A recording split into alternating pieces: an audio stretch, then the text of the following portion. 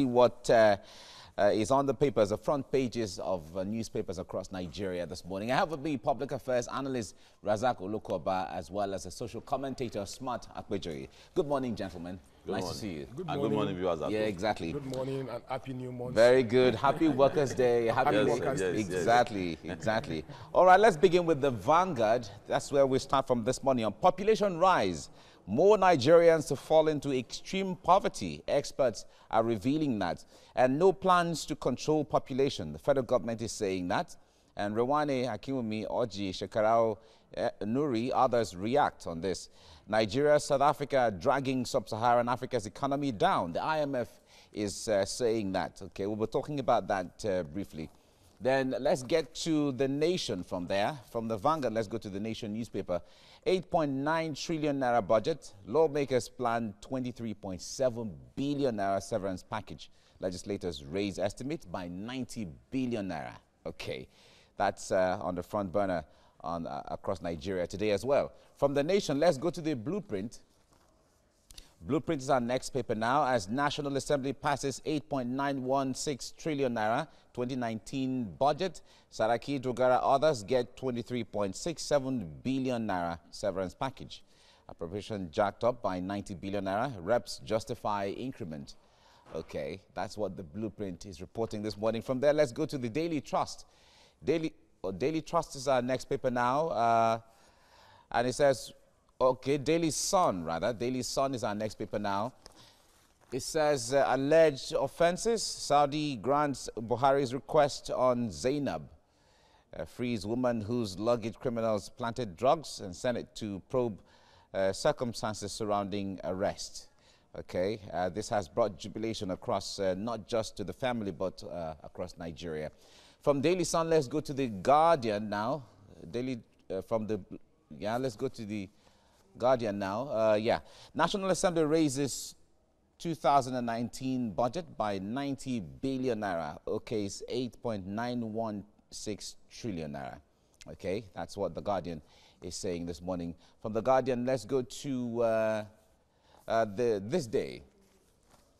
This Day is our next paper now. Analysts seek strict implementation as National Assembly passes 2019 budget. A call for return to January-December cycle, and legislators increase estimates by 90 billion naira. Okay, let's see Daily Trust, which is the last one now. Why Zainab was freed by Saudi authorities. That is what Daily Trust is saying this morning. Okay, gentlemen, this will certainly interest a lot of people. The population question. Now, the estimate now from the latest figures we're getting is that we've hit 200 million already, 201 million Nigerians already. This has surpassed the projections which we're supposed to have as far as the United Nations is concerned. Razak, let me start with you on this. How scary do you think this is when we're saying more Nigerians are going to fall into extreme poverty? Yeah, we have 192 countries in the world. Only 2 are not part of United Nations. That's the Palestine and one other countries. And of North Korea. Yes, yes. Of 192 countries, we are number 7 most populated country in the world. For that, I think we should turn our setbacks into victory. We have to learn how to improvise, because we have to be very careful about population reduction or advising the people not to procreate again. There are countries in the world today where they have challenge of production generation, the generation who are responsible for the young ones. So there must be a critical analysis of what we are going to do about it. Who is the most populated, the old, the infant, or the young? If it is the young, good for us. That means we have to learn how to tap into it. Let's get them to start producing. Let's get them to become more productive. If you look at America, America features in population, in the one of the 10 most richest country, in size. So they improvise. Of all the 10 most developed economies in the world, Europe have 4 out of the first 10, the most developed. But the population is so small. Italy is small, Britain is small, Germany is small. Scandinavian countries and all of that. Yeah, I'm talking about 10 most organized economy in the world. Yes. So I think we should, if you are small, it doesn't mean that you should not prosper. Okay. If you are also big, it doesn't mean you are not supposed to prosper. We must plan it. Don't let United Nations I like the word scare plan. us. I like don't the let word yes, plan. don't let them scare us. Just plan it. Let me bring it to SMART. SMART, you remember the one-child policy in China? And I think about a year or two ago, they had to, adjust it to 2. You can have 2 children now, but not more than that, and so on. When it comes to plan, like Razak is saying, does Nigeria have what it takes to plan in that regard and have it effective? First, I will not be surprised if a government official comes out and says, no, our population is not what they are. Because this is a country where we don't have our statistics accurate. This is a country where we are supposed to be having population census every 10 years, but we've not. The last time we had was perhaps almost about 12, 15. In 2006. In 2006 or so. So you see, we have a problem first. And that problem is because we have never planned for anything in this country. It is only when there are problems that we now start thinking fire brigade approach. I am not, like Razak have said, you see, the population is not the problem, but how well are we even making use of our population? Because you have a good population should even be a plus to us, because that is what we call human capital development. But when we have a deficit of everything, so sometimes you now look at that population now become a cost. Now it becomes a heavy burden. And heavy burden. So what do we do? What we should do now is that, look, governments must sit down and plan for the people. Because if you don't plan, you will continue to have what you are having on Kaduna Road, and you will have it will be replicated in every road in this country. It is because we don't plan. It is because we perhaps... But one of the headlines here is the sub-headlines by the federal government credited to the federal government, say there's no plan to control the population.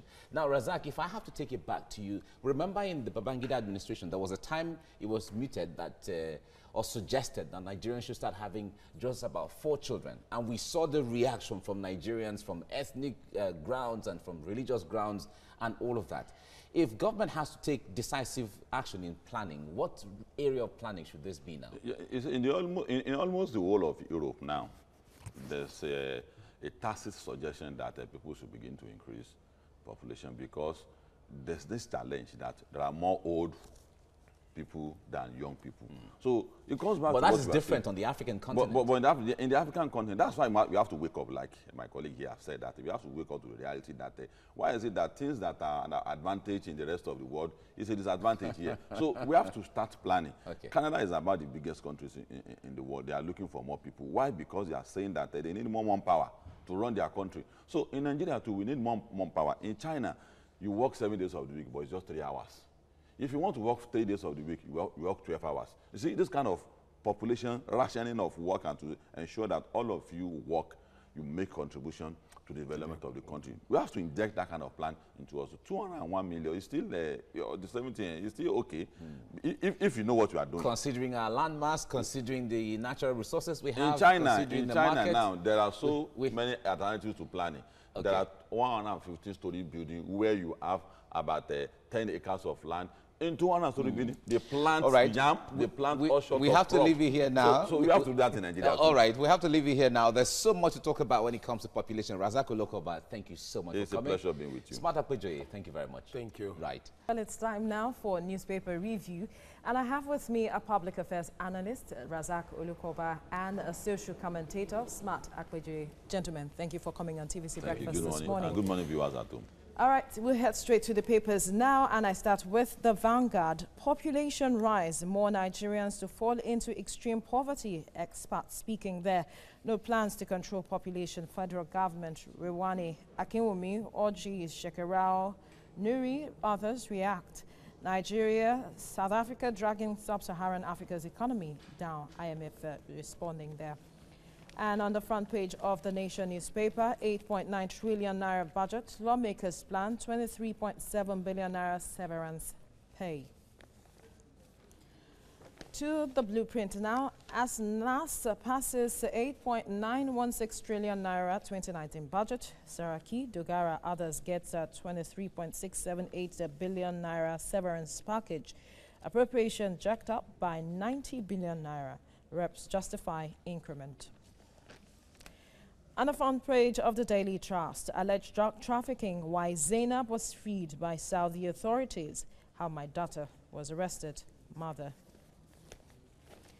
Daily Sun now, alleged drug offences, Saudi grants Buhari's request on Zainab, frees woman whose luggage criminals planted drugs.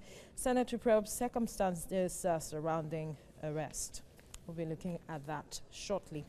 And on the front page of the National Assembly, of the Guardian rather, National Assembly raises 2019 budget by 90 billion naira, OK's 8.916 trillion naira, raises deficit to 1.908 trillion naira, offers to approve more funds for minimum wage payment. MAN, Nasima, LCCI seek effective execution of fiscal plan.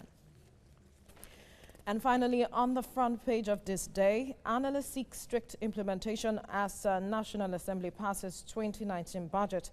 Call for return to January-December cycle. Legislators increase estimates by 90 billion naira. Gentlemen, one story that has been making the news is the Saudi Arabia's granting of request on Zainab to release her, and several reactions have trailed this news since yesterday. I'll start with you, Razak. What do you make of this? Well, that's very, very consoling, and it's more inspiring. The launch pad and ignition for patriotism is when you discover that you have the back of your government wherever you are in the world. This is a very good news. What the government should now do now is to give more security to areas where this kind of thing. There must be investigation and people. Definitely, arrests have been made. Yes, and more things have to be done in terms of orientation. There are countries in the world that if their citizens are going out, the NOA, agencies like NOA, who is in place of NOA in the other country, always give you a pamphlet to give you things that you must not do, that you must realize that you are leaving your country. But in this case, she didn't do it. To be careful in terms of the sleep at the airport, there are measures you take, there are things you do, there will be clear evidence that even if someone trying to rope you, there will be clear evidence. The case won't go this far if some of those orientations are available in terms of. Really? So the government, yes, the government should put more cameras in the baggage room. That's the tradition all over, because where this incident happened, when the civil society investigated, we discovered that there are virtually no cameras there. But the profile of the girl speaks for her. The family background speaks for her. The social media activities speaks for her. Because all these things were investigated.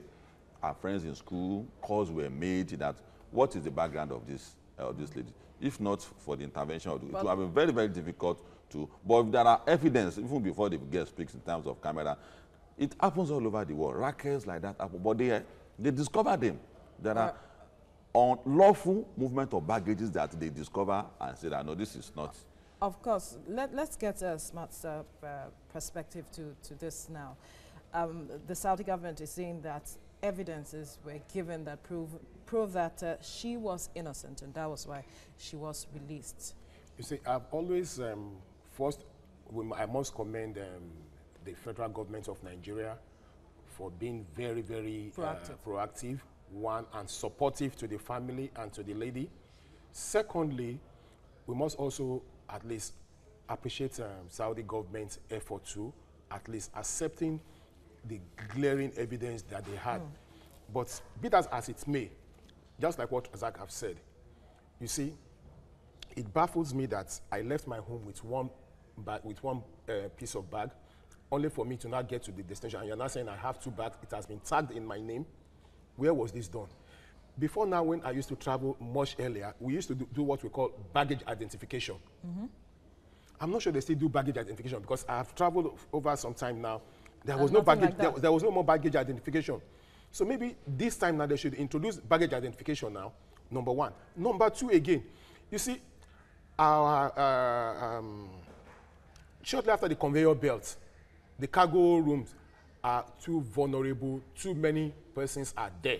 No security camera. This is where, you see, Nigeria must not die sheepishly in just for an offense you have not committed. Because there are several persons because who might have fallen yes, victim like must she have fallen did. because the fact is that she has a good family background that followed it up. Not only following it up, they wrote petitions. They were following it up with the Saudi government. They were following it up with the Nigerian government. They were following it up with the Nigerian embassy in Saudi. And there was a concerted effort. There were synergy to get to unravel this.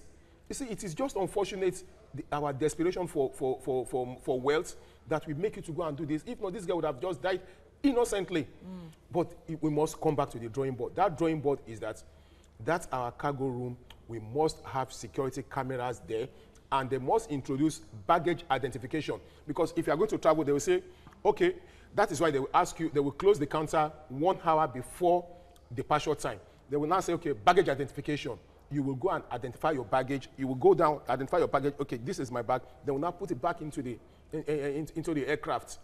So if I don't have 2 bags and I've done baggage identification, where would you come? But then it goes beyond baggage identification, because persons, there are people working there who are complicit in this incident. Everybody cannot be. But yes, there were some persons who aided whatever was going on, and that was why arrests were made. But then there are also investigations that has to be done. Some persons have been arrested all the while. We haven't heard anything as such. But then how should they be prosecuted to ensure that it serves as a deterrent to those who are also working? Yes, there must be consequence. Definitely there must. If there's no consequence, because if justice is not done, it will continue. And part of the orientation, it happened to me in Saudi Arabia. I helped an old woman to carry to Ghana must go. And eventually it was kola nut. Kola nut has been banned in Saudi Arabia. But the people I travel rally around me as witness that it's not comrades bag. We know comrades an activist. He doesn't hit kola, he doesn't have criminal record. So Saudi authorities had to let me go. The kola nut was impounded, and the woman was also identified. That she didn't say that it's not your bag? She has left. She has left. She declared herself and she has left. She has entered Saudi Arabia already. So I thought I was helping an old woman. So that's where the orientation comes in, that if you travel out of Nigeria, you're on your own. Don't help anybody. You know, it happened to our citizens in Malaysia too, where a 13-year-old was executed for helping someone to hold his bag. The person said, I'm going to the toilet. But in case someone comes to pick the bag, give it to him. So the boy was arrested and was killed. You remember the case? All right, yeah. So this kind of orientation is important to our citizens, that these are things you will do when you are not Nigerian. These are things you should not do. All right, thank you, gentlemen, for your time on the newspaper review. The paper now, see what the headlines are saying across Nigeria. And I have with me public affairs analyst Razak Olokoba, as well as social commentator Smart Akpejori. Gentlemen, thanks for coming. Thank you very much. Good morning, viewers at home. Good morning. It's May Day today, so... Yes, happy Workers' Day. All right, let's begin with the Vanguard newspaper this morning. A population rise, more Nigerians to fall into extreme poverty. Experts are saying that. And the federal government is saying no plans to control population. And Rwani Akinwumi, Oji Shekarau Nuri, others react to this. Nigeria, South Africa dragging sub-Saharan Africa's economy down. That's the IMF is revealing that. Okay, from there, let's go to The Nation. The Nation newspaper is the next one now. 8.9 trillion naira budget. Lawmakers plan 23.7 billion naira severance package. Legislators raise estimates by 90 billion naira. Okay, that's what the Nation is reporting. Let's move now to the Blueprint, which is the next paper now. As National Assembly passes 8.9 trillion naira 2019 budget, Saraki, Dogara, others get 23.6 billion naira severance package. Appropriation jacked up by 90 billion naira, and reps justify increment. Daily Trust is our next paper now. Alleged drug trafficking, why Zainab was freed by Saudi authorities, and how my daughter was arrested, as the mother of Zainab revealing that there, and also letting people know what she went through. It was a happy time for Nigerians as well for that relief. Okay, gentlemen, let's go into the budget. That's what I'd like us to talk about now. Most of the headlines today are talking about the budget that was passed by the National Assembly, 8.9 trillion naira. Let's look at the performance of the 2018 budget so far. Although the National Assembly has been commended for, expediting action to pass this ahead of time comparative to last year, but How far have we come, have we performed in the previous budget until now? I'd like to start with you, Smart. First, yes, you do benchmarking if you want to get a good result. When you look at the 2018 budget that is still running up till now and until it ceases to, vis-a-vis, we cannot talk about the 2019, but let us even talk about the 2018. I don't know the yardstick the government have said that it has performed at 58% or whatever. As far as I'm concerned, it has not performed 40%. It has not even performed 30%. Why is that? You see, when you look at the area of the budget on security, first, our major challenges today is still insecurity. The IG came out and said 1,000 whatever Nigerians were killed in the first quarter. That is high. That is alarming. If you go to most of our police stations, you still see it is in a deplorable state. You won't like to be a police officer to be when you visit most of the police stations. So as far as you're when concerned, you go on roads, you see even the roads. Yes, roads are going on, but you see it's at a very slow pace, very, very slow pace.